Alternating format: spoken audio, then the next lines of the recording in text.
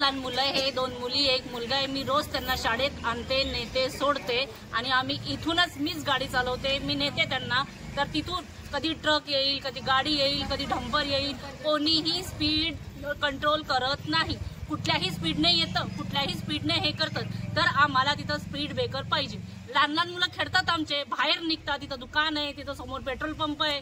मग यांनी समोरच्यांनी काय केलं पाहिजे, गाडीची स्पीड आवरलेली पाहिजे ना। पण गाडीची स्पीड हे आवरत नाही। बिना नंबरच्या गाड्या ज्या वेगाने धावतात ते तर मागे पुढे बघत नाही। आम्हाला पण फॅमिली आहे ना, आम्हाला पण मुलं आहे, आम्ही काय करायचं? 200 लोकांचं अपार्टमेंट आहे आमचं। मग त्यातल्या आम्हाला काही झालं तर आज ही घटना घडली आहे, उद्या आमच्या इथं होईल। आता एक अपघात झालेला आहे।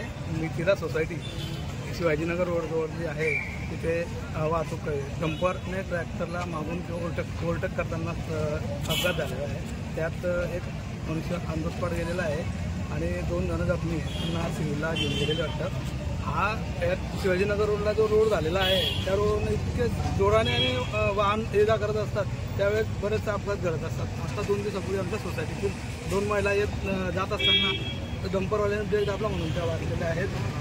परंतु ही आमची बरेच दिवसापासून मागणी आहे, जेव्हापासून रोड झालेला आहे तेव्हापासून आम्ही गतिरोधकाची मागणी करत आहेत, परंतु ती होत नाही। यामुळे सोसायटीतील लोकांना बरेच गोष्टींना भविष्यात जीवितास हानी होऊ शकते।